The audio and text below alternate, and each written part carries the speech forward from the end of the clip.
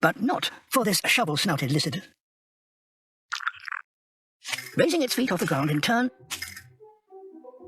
enables each to briefly cool. But even this dancing desert specialist can't stand the heat for long.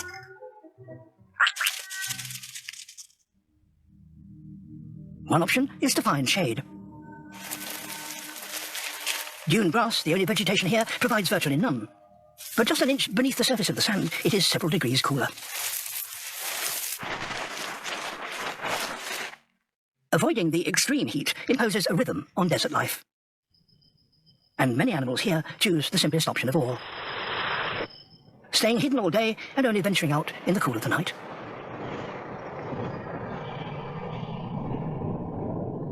As darkness falls, animals appear from seemingly nowhere.